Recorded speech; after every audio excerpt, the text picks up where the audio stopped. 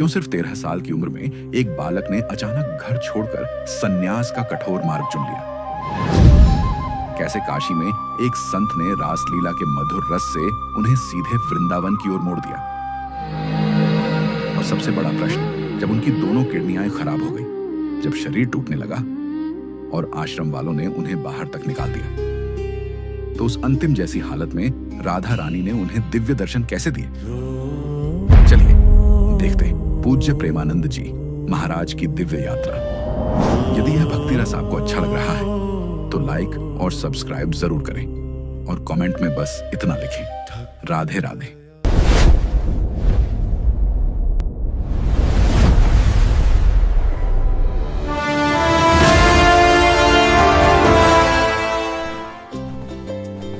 साल था 1969।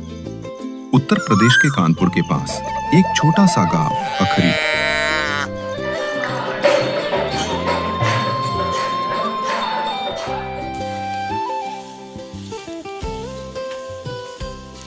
अम्मा, आज इतना सारा खाना क्यों बनाया जा रहा है? बेटा, आज हवा में कुछ पवित्रता है, जैसे भगवान कोई संदेश दे रहे हों। ऐसे समय में संत जहाँ रुकते हैं वहाँ आशीर्वाद उतरता है। चल तैयारी कर, महाराज किसी भी पल आ सकते हैं।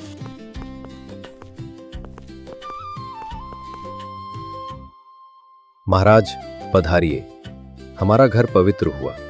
बहुत दिनों बाद आपके दर्शन हुए। राम राम हरिनारायण जी।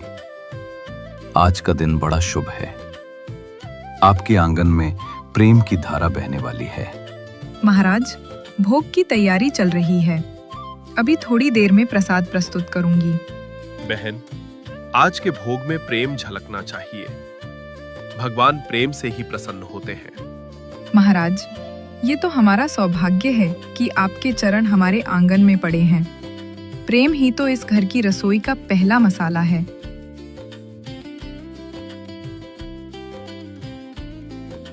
दोपहर के 2 पहर बीत गए। संतों ने प्रसाद ग्रहण किया। सांझ उतर रही थी। पीपल के नीचे भजन गूंज रहा था, हरे कृष्ण हरे राम हरे कृष्ण।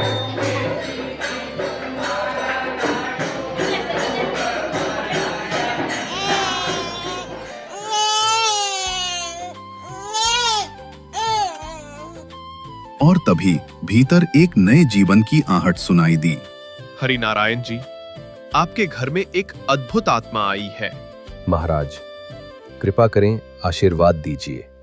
ये बालक आपका प्रसाद है। ये कोई साधारण बालक नहीं, ये प्रेम का दूत बनकर आया है। जहां अंधकार होगा वहां ये दीपक बनकर जलेगा।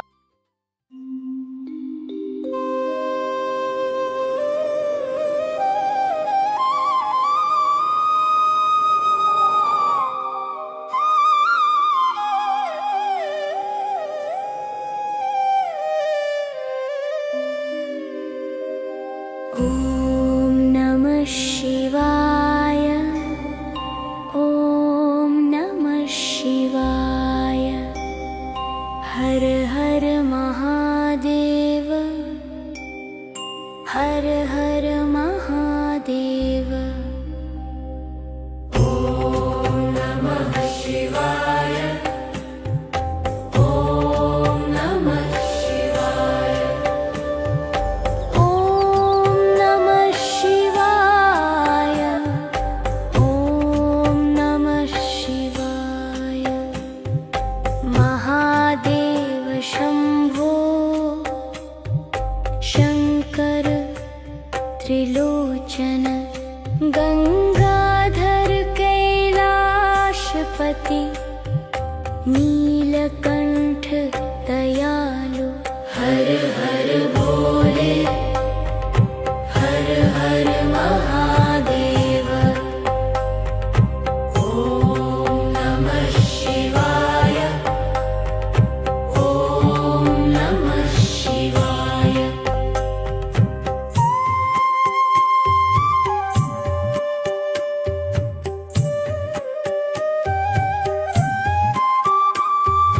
ॐ त्र्यम्बकं यजामहे सुगन्धिं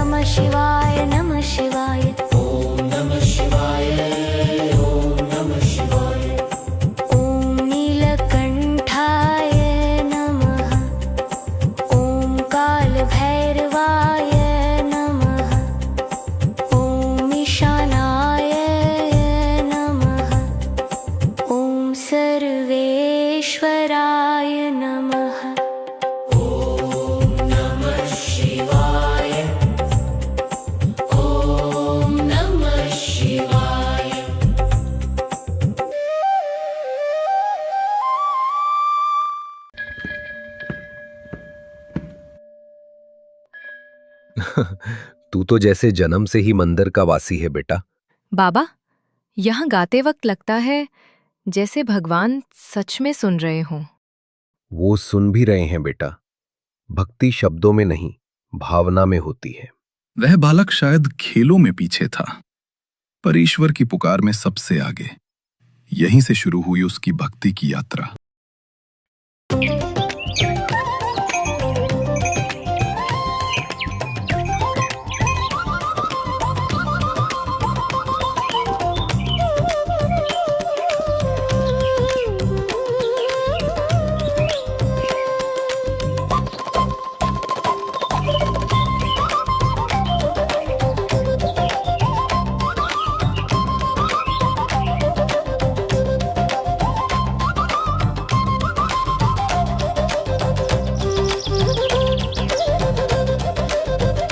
भक्तगणों, सुनो, ये देह नश्वर है। एक दिन सबको इसे यही छोड़कर जाना ही है। परंतु जो इस देह के भीतर विराजमान ईश्वर को नहीं पहचानता, वो जीवन भर और जन्मों जन्मों तक भटकता रहता है। जो उस परम तत्व को पा लेता है, वो मृत्यु में भी अमर हो जाता है, क्योंकि मृत्यु केवल शरीर की होती है। आत्मा तो अमर है, शाश्वत है, अजर है। इसलिए हे भक्तगणों, अपने भीतर झांको, अपने मन को निर्मल करो। जिस दिन तुम अपने अंतःकरण में भगवान को पहचान लोगे, उस दिन मृत्यु भी तुम्हें छू नहीं सकेगी। उस क्षण बालक के भीतर ईश्वर के प्रति पूर्ण समर्पण का प्रकाश फूट पड़ा। मन की सारी लहरें स्थिर हो गईं और उसके अंतःकरण में भक्ति का सागर उमड़ पड़ा। मानो आत्मा पहली बार अपने सच्चे स्वामी को पहचान गई हो।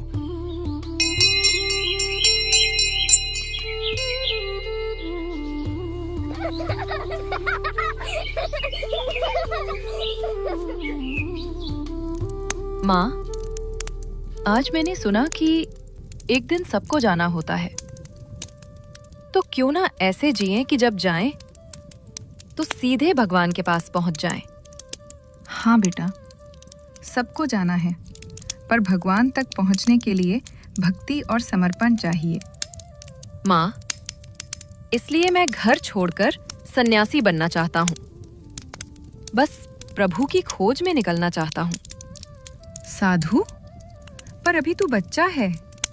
अभी रोटी खा ले बेटा, फिर सो जा। कल तक ये सब बातें भूल जाएगा।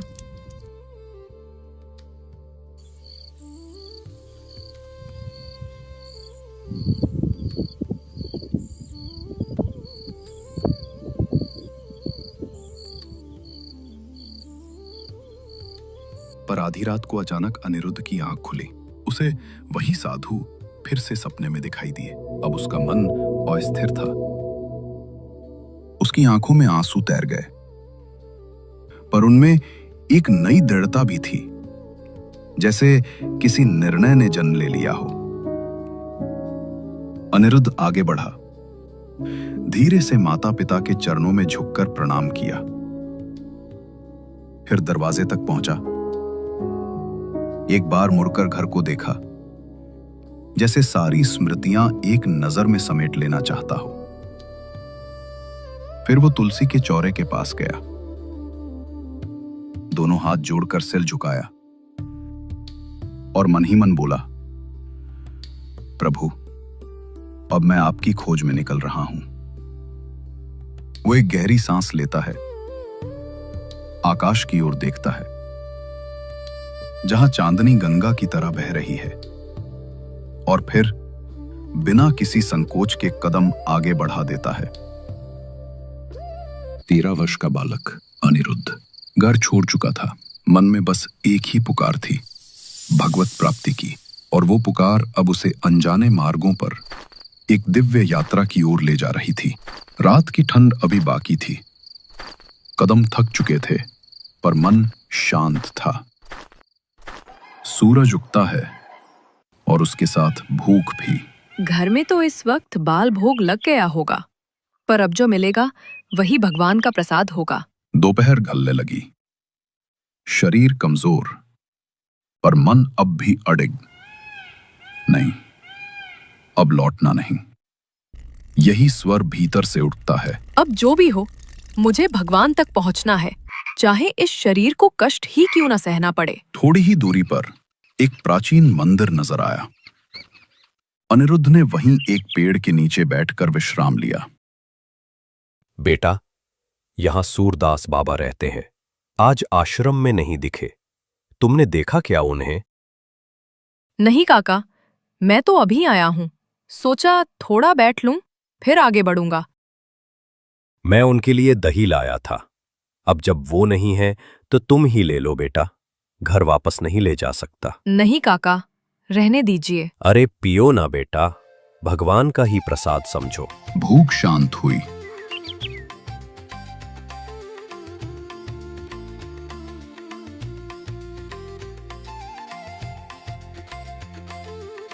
अब मुझे कोई भय नहीं है प्रभु। अब आप ही मेरी माता हैं, आप ही मेरे पिता। बस मुझे अपनी शरण दे दीजिए। ये रोना केवल एक बालक का नहीं था, ये आत्मा की पुकार थी। और फिर वही बालक पैदल पैदल निकल पड़ा काशी की ओर। कई दिन बीत चुके थे। 13 वर्ष का वो बालक अनिरुद्ध अब काशी पहुंच चुका था। हर सुबह वो गंगा में स्नान करता, फिर मंदिरों के आंगनों में भजन गाता और दिन भर भगवान की झांकियों में खोया रहता। भक्ति उसकी सांस बन गई थी और भटकना उसका साधन।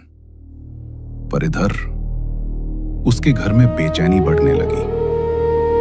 माता की आंखों में चिंता, पिता के मन में व्याकुलता। जब उन्हें पता चला कि अनिरुद्ध काशी में है, तो पिता बिना एक क्षण गंवाए अपने बेटे को वापस लाने के लिए उस पवित्र नगरी की ओर निकल पड़े।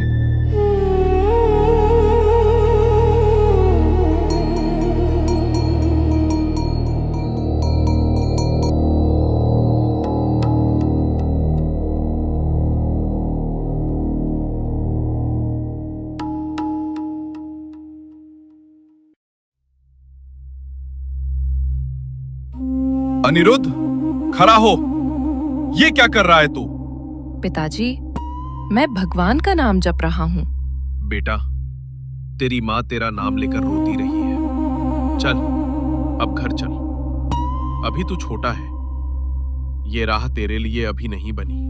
पिताजी, मैं घर नहीं लौट सकता। मुझे भागवत की प्राप्ति करनी है। भगवान तक पहुँचने का मार्ग यही है। तेरे दादाजी भी गृहस्थ रहकर भगवान को पाए थे। रास्ता भक्ति से जाता है, भागने से नहीं। पिताजी, मैं भाग नहीं रहा। मैं तो बस लौट रहा हूँ, वहीं जहाँ से हम सब आए हैं। जा बेटा, अब निकला है तो याद रखना, सत्य तेरी रोशनी हो और प्रेम तेरी राह। और याद रखना बेटा, कभी किसी का विश्वास मत तोड़ना और कभी किसी माता बहन पर गलत नजर मत डालना। तेरा आचरण ही तेरी पहचान होगा, उसे कलंक मत बनने देना।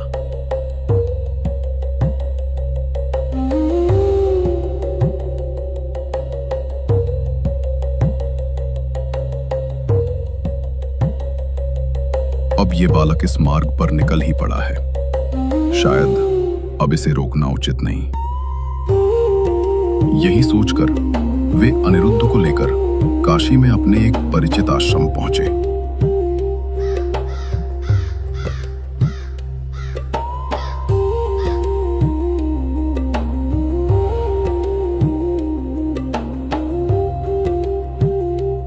जहां एक वृद्ध संत निवास करते थे।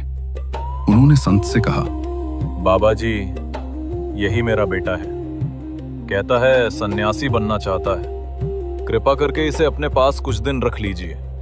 देखिए क्या ये राह इसका है भी या नहीं। रहने दो इसे मेरे पास।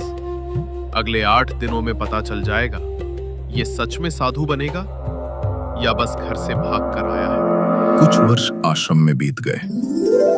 उन्होंने साधना, सेवा और स्वाध्याय के माध्यम से अपने जीवन को पूर्ण रूप से ईश्वर को समर्पित कर दिया।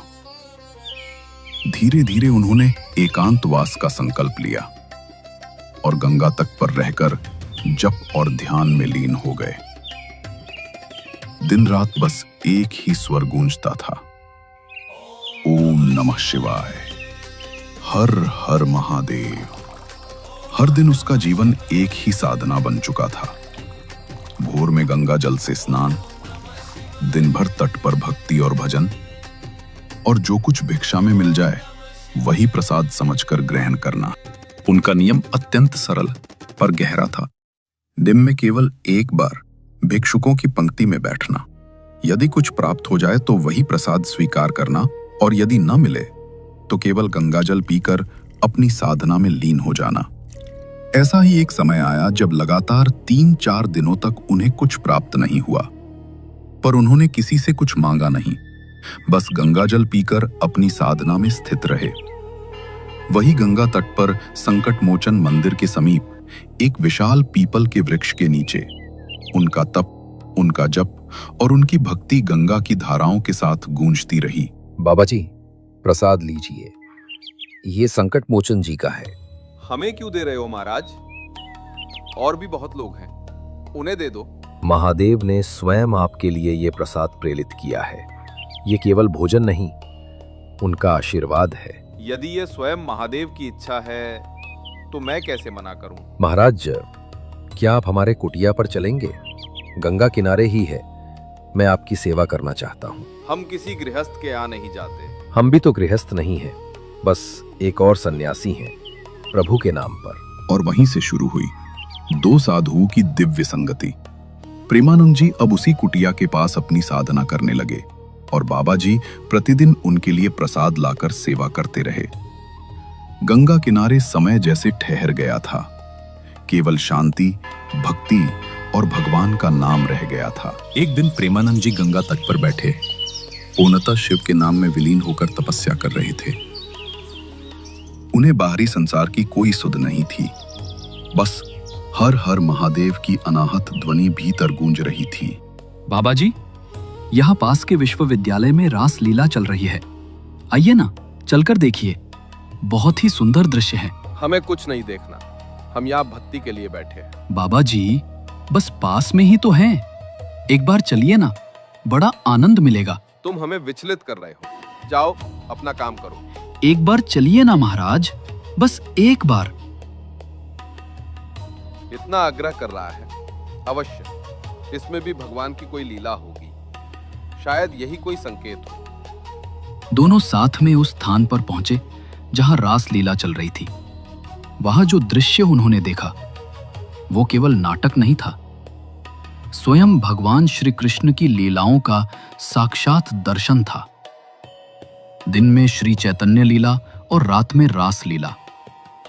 प्रेमानंद जी का मन तो वहीं रम गया, उसी दिव्य रस में लीन हो गया।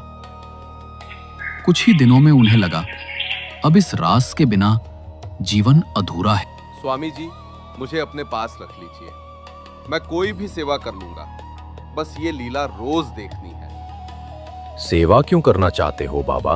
क्योंकि ये रास लीला मेरे प्राण बन गई है। इसके बिना अब जीवित नहीं रह सकता। बाबा, एक बार वृंदावन चले जाओ। बिहारी जी तुम्हें छोड़ेंगे नहीं, वही तुम्हारा असली घर है। स्वामी जी के वचनों ने मानो उनके हृदय में दिशा की ज्योति जला दी। काशी से वे चित्रकूट पहुंचे, वहां 4 दिन रुके, फिर आगे मथुरा की ओर बढ़ गए। मथुरा में एक गृहस्थ ने उन्हें अपने घर में रुकने का निवेदन किया। अगली ही सुबह जब उन्होंने पहली बार ठाकुर जी के दर्शन किए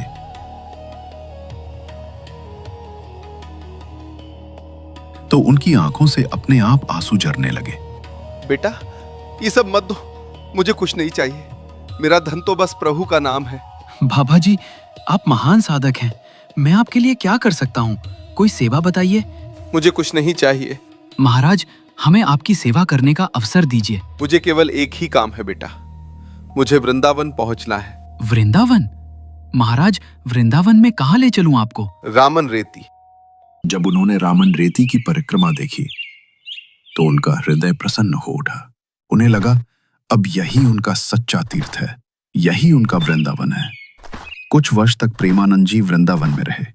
उनकी दिनचर्या एकांत साधना, नाम जप और ठाकुर जी के चरणों में भक्ति में ही बीतती थी।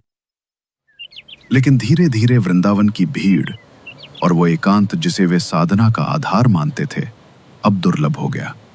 वे उस छोटे से आश्रम में एकदम सरल जीवन बिताते थे, दिन रात नाम जप, भजन और ठाकुर जी का ध्यान। पर धीरे धीरे शरीर उनका साथ छोड़ने लगा। पेट में असहनीय पीड़ा उठती, कभी सांसें भारी हो जाती, लेकिन उनके होठों से शिकायत का एक शब्द भी नहीं निकला। सब कुछ प्रभु की इच्छा मानकर सहन करते रहे। अस्पताल में जांच हुई और पता चला उनकी दोनों किडनियां पूरी तरह खराब हो चुकी हैं। डॉक्टर ने निराश स्वर में कहा, अब तो ये शरीर भगवान के भरोसे है। डॉक्टर साहब, यही तो मैं भी कहता हूँ, ये शरीर मेरा नहीं, ये तो पहले दिन से ही भगवान के भरोसे है। शरीर अब साथ नहीं दे रहा था, पर भक्ति अब भी अखंड थी। वो छोटा सा आश्रम वही उनकी तपस्थली और निवास था। किंतु एक दिन जीवन ने एक और परीक्षा ली। बाबा जी, ये आश्रम 15 दिन में खाली करना होगा, कोई और जगह देख लीजिए। बेटा, मेरी तबीयत बहुत खराब है, इस हालत में मैं कहाँ जाऊंगा? वो आपकी समस्या है, हमारा काम तो आदेश मानना है। हमने क्या आपका ठेका लिया है क्या? सही कहा बेटा, तुम्हें मेरा ठेका लेने की जरूरत ही नहीं, क्योंकि मेरी जिम्मेदारी तो स्वयं प्रभु ने स्वीकार कर ली। 15 दिन क्यों, मैं अभी 15 मिनट में ही चला जाता हूँ। और वो सब कुछ छोड़कर निकल पड़े। कंधे पर झोला, हाथ में कमंडल, होठों पर नाम।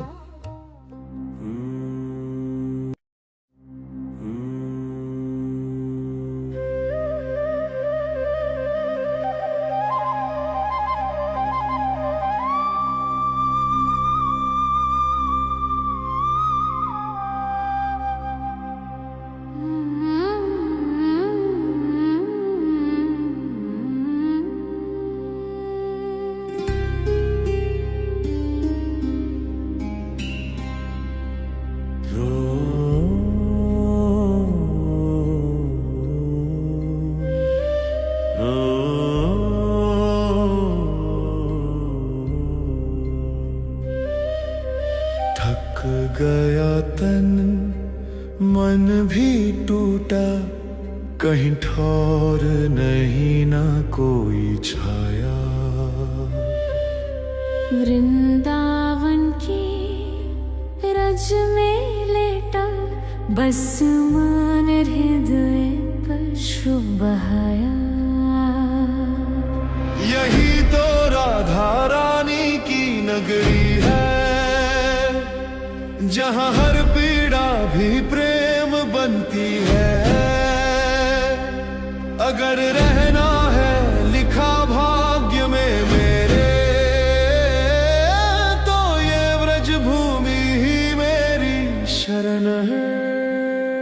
सोचा लौट चलूं अब काशी, जहाँ शांति की छाया मिले। पर मन बोला क्या भूले प्रभु, यहाँ भी तो राधा रानी बसे। राधे राधे राधे श्याम, राधे राधे श्री राम। जय गो बाबा, जय गो बाबा, जय गो बाबा, जय गो बाबा। राधे राधे राधे श्याम, राधे राधे श्री राम। जय गो बाबा, जय गो बाबा, जय गो बाबा। राधे राधे राधे श्याम, राधे राधे श्री राधे नाम। वत्स जो रज में भी प्रेम देखे, वही तो मेरा भक्त सच्चा है। मत छोड़ो यह भूमि व्रज की, यह धूल ही मोक्ष का साचा है। माँ, यही तो तेरी नगरी है। यही तो राधा रानी की नगरी है, जहाँ हर श्वास में राधा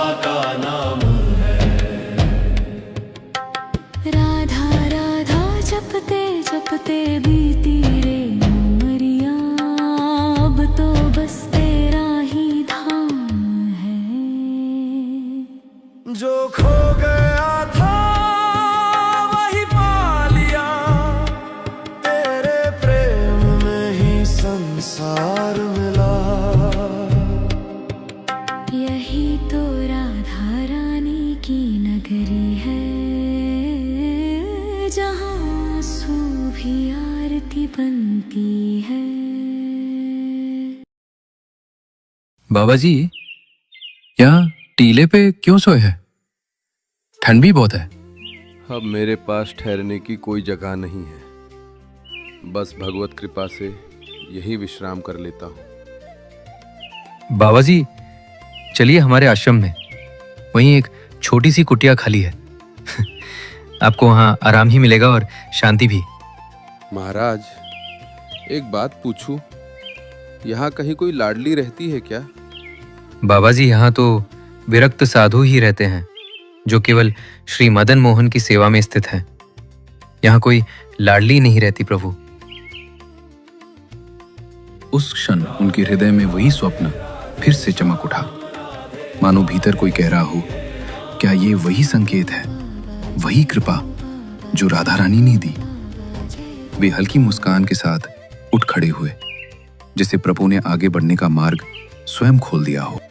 अगली सुबह वे फिर परिक्रमा के लिए निकले, जैसे हर दिन निकलते थे, पर उस दिन कुछ अलग था। जब वे एक मंदिर के पास से गुजरे, उन्हें वही धुन सुनाई दी, वही गीत जो स्वप्न में राधा रानी के साथ गूंज रहा था। बेटी, बहुत मधुर गा रही थी तुम। बेटा, क्या तुम मुझे बता सकते हो कि ये धुन तुमने कहाँ से सीखी? बाबा जी, ये सिर्फ गीत नहीं है, इसे समझने के लिए आपको राधा वल्लभ मंदिर जाना पड़ेगा। कई वर्षों की तपस्या और विरक्ति के पश्चात आज वो पवित्र क्षण आया था, जब श्री प्रेमानंद जी उस द्वार पर पहुंचे जहां से भक्ति एक नए रूप में प्रेम के मार्ग पर प्रवाहित होने वाली थी। जैसे ही दृष्टि श्री राधा वल्लभ जी पर पड़ी, आंखों से अश्रु अपने आप बह निकले। वो केवल दर्शन नहीं था, वो मिलन था, आत्मा और परमात्मा का, भक्त और आराध्य का। राधा वल्लभ मंदिर की उस संध्या में पूज्य श्री हित मोहित मराल जी ने प्रेमानंद जी को शरणागत मंत्र दिया, और उसी क्षण उनके भीतर राधा नाम की मधुर ज्वाला प्रज्वलित हो गई। मन शांत, हृदय ओतप्रोत, जैसे आत्मा ने अपना घर पहचान लिया हो। दीक्षा के बाद प्रेमानंद जी ने पूज्य गौरांगी शरण जी महाराज के चरणों का स्पर्श किया, और वहीं भजन की मंद लय के बीच उन्हें राधा वल्लभी परंपरा की पूर्ण दीक्षा प्राप्त हुई। आज वही पूज्य श्री प्रेमानंद जी महाराज वृंदावन धाम में राधा नाम के साकार प्रतीक बन चुके हैं। उनकी वाणी, उनका स्नेह, उनका मार्गदर्शन असंख्य हृदयों में भक्ति और प्रेम की अग्नि प्रज्वलित कर रहा है। उनके चरणों में आने वाला हर साधक एक ही अनुभव लेकर लौटता है कि भगवान तक पहुंचने का सबसे सरल और मधुर मार्ग प्रेम ही है, और उस प्रेम का नाम है राधा।